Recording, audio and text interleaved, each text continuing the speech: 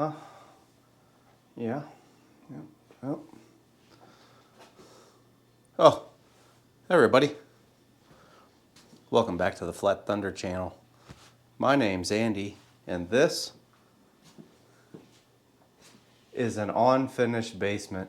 Look at this. Just so much room for activities. I mean, wow! You could do anything down here. You have all that room, but unfortunately, it's not finished. You still need to get in here and set up this wall right behind me. This wall over here to my right, your left, was already finished. It has insulation and it's studded up. But if you don't notice, I'm going to take you off there and show you. There's a bunch of plumbing over there on this wall here that is protruding and hanging down, and we need to relocate it before studding up this wall. This is what we're dealing with here. This ceiling needs to be completely flush against the floor joists. We're going to create our own custom ceiling. We got wires and everything else hanging down here. We'll address that later. Today what we're focused on is this plumbing right here. We have a cold line right here coming in from this direction, and then a hot line coming in from this direction. And there's the hot line. I'm not saying it's done correctly. I'm not saying it's done neat, but it did work. And that's how this was hooked up.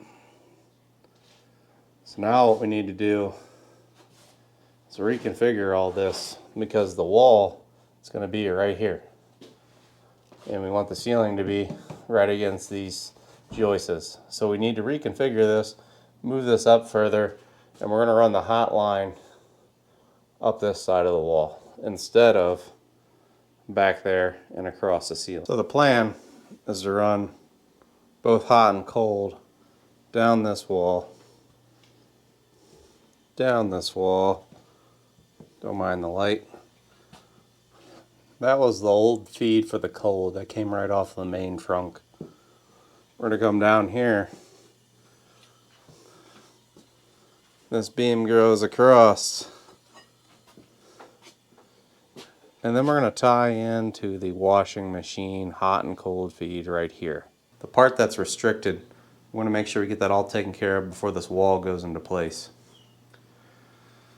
In the future, we're going to redo the entire system throughout the whole house. We're going to do PEX tubing the whole way around. I'm not for sure if we're going to do a branch and T setup or if we're going to do a home run setup.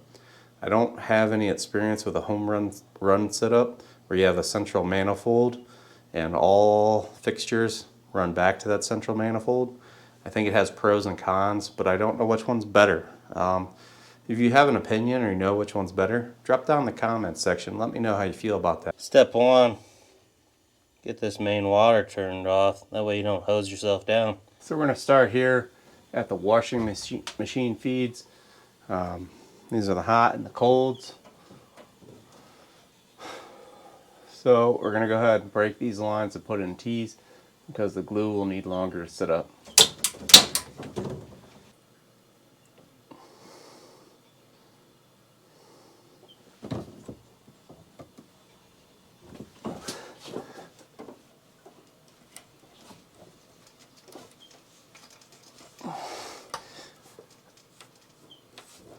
Okay, clip the main here, just in case we need to do something different. I don't think we will. We're going to replace all this when we come up with a new system. Excess glue, but this should cap the main line. Then all we need to do is get our PEX ran from our T's over to the kitchen sink. It's our special disconnect tool for 1/2 inch shark bite fittings. Pop it on there, pull it tight, always rotate it around a little bit, and then slide it.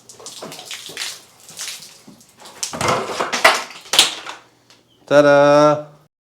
So I actually went ahead and broke it here. See, we got a nice solid stream here coming out still. And I got a little catch bowl or bucket. That way it doesn't go up into the wall and get everything all wet. So now that that's broken, we can go over here and get it disconnected over here.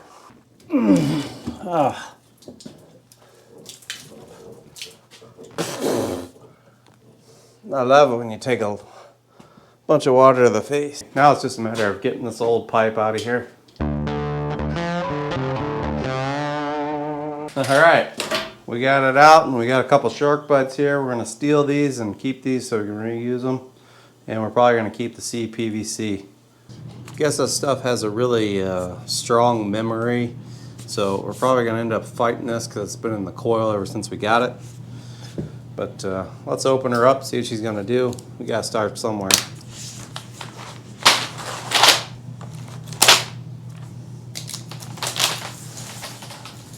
I mean, well, that's not too hateful.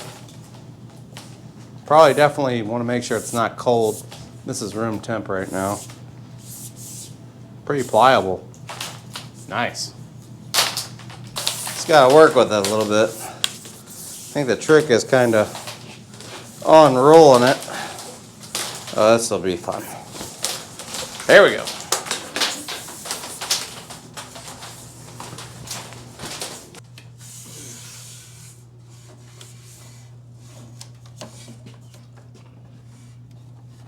Oh.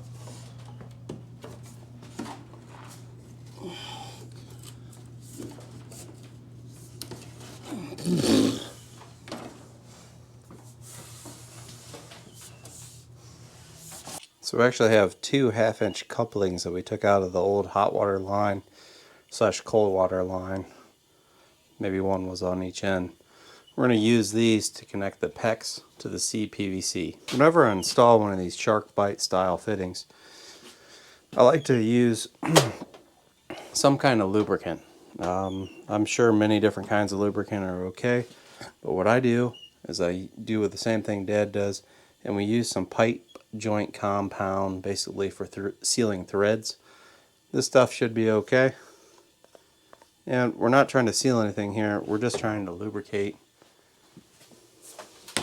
We're just trying to lubricate the material such that if you ever need to remove this shark bite style fitting, it will come off and also possibly keep you from damaging it when you're installing. That's as easy as it is right there. And it's that easy right there. Have some Talon clamps here. Pop them on your tubing and then pound in the retaining nail.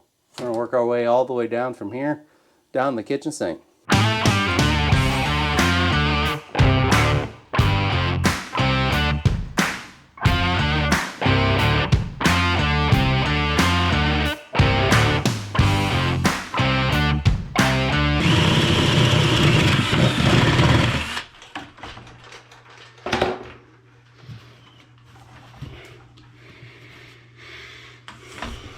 Okay, we got our holes here in this cross piece.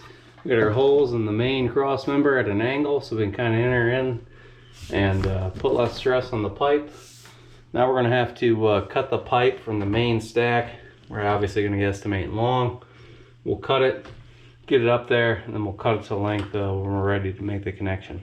Supposedly 5/8 is big enough for 1/2-inch pipe, but it's really snug, at least on the pipe that I have. So I went to 3/4.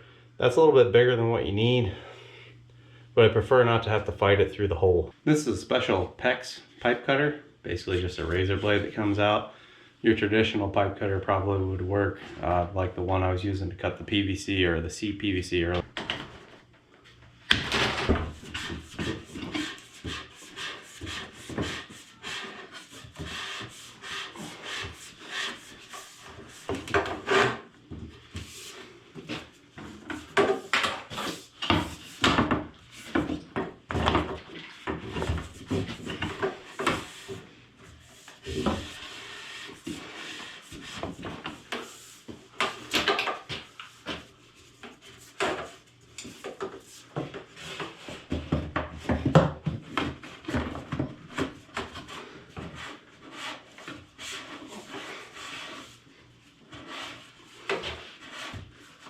Uh-oh.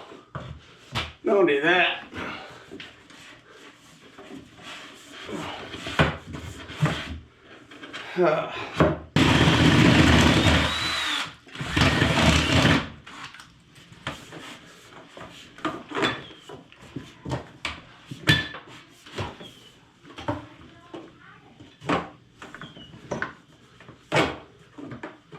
Had a disaster here getting this to bend through here. Apparently it was too tight of a radius and we started to kink the cold water line. Hot water line had no problems, but apparently from here to here was just too tight, trying to work it around in there. We got a little mark here and a little mark up here. Hopefully when we make the connection up here, we can get rid of that second kink.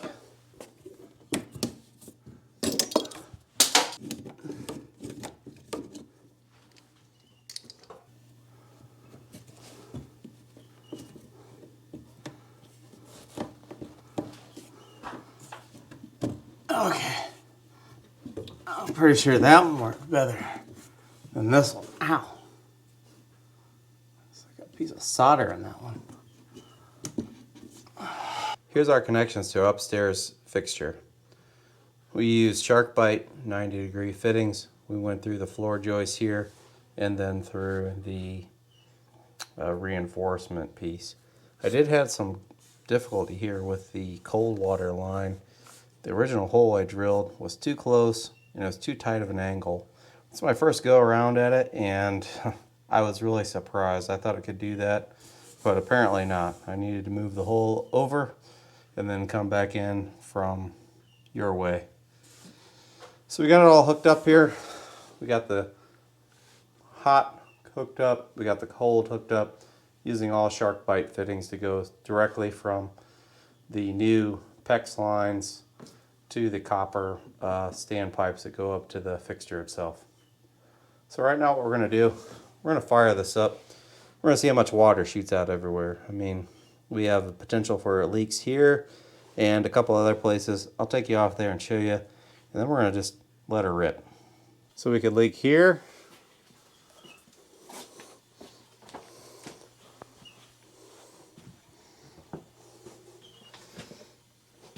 This is the main line that we capped. That was the old cold supply. We could leak here.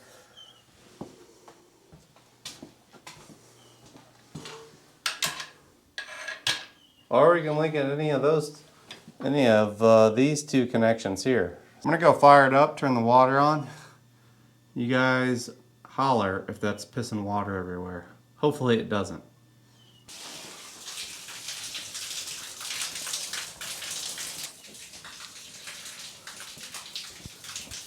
Ah, nah.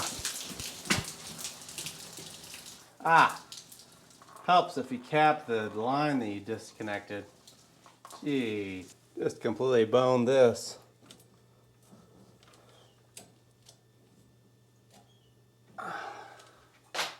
Now she's good.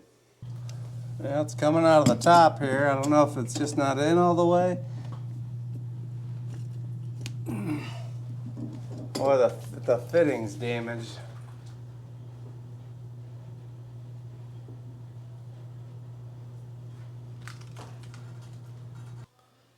Round two. Let's see what she's gonna do. All right, no leaks. All right, we got the water lines tucked up. They're up above the floor joists, tucked away all nice and neat. And then they're down there where we can tie in for the either branch and T or home run solution. We redo all the other plumbing. But right now, we can put in this wall. That's what we're looking to do, and we are there. Obviously, we have a whole bunch of other stuff to do.